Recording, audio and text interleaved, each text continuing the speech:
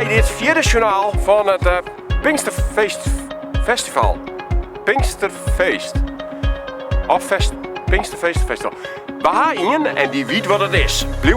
Eerst even die vraag. Wat is het? Is het Pinksterfeest of is het Pinksterfestival? Het is natuurlijk een zendingsfeest van Kleester. Ja. Maar wij bestaan dit hier 50 jaar, een hele eeuw. En daarom zeggen we meisje er een mooi feest van en dan nemen we het een festival. Want op een festival er gebeurt van alles. Dan hebben we van alles bijeen. Ja. We gaan legers, die hebben al heel lang, vroeger al eens een keer. En die komen weer met hun korps. Dat is Mooi. fantastisch. Ja. En ja, dat is echt een hoogtepunt. Wat tost van Joy for People. Komen die ook? Ja, die komen echt. Super. Ja.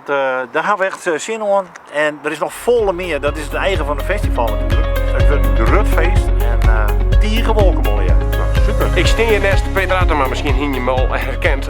Peter, wat doe je eigenlijk op festival? Nou, ik ben op het festival verantwoordelijk voor het terrein, de tenten daar zetten, het spul steenmaat, het opslaan van het spul hier waar je achter in loods hebben. Dus eigen spul, zorg je dat op veld komt en laat je te plak komt. Dat spul in het bos komt, wat er in het bos kwijt. Zullen we eens even zien of het spul er nog zit? Ja, dat is wel even... Links staat er gewoon.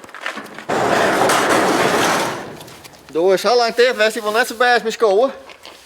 Maar hier laat het dus al heel skof werd de wasje dat het weer broek wordt in. Staattafel, er bovenop zit de keuken helemaal bovenop. En hier vooraan laat een tenten, dat is de eerste tenten die we opzetten maken. Hier. Dan kunnen we van oude doen, een beetje droeg zitten de koffie drinken, dat is ook belangrijk. En dat is heel belangrijk. Hey, Peter, dat hoest toch vast naar al je licht. Dat is de bedoeling net, nee. Wat is nog nodig? We hebben vrijwilligers nodig voor de opbouw, we hebben vrijwilligers nodig voor de omklaring van de tenten, omklaring van het terrein.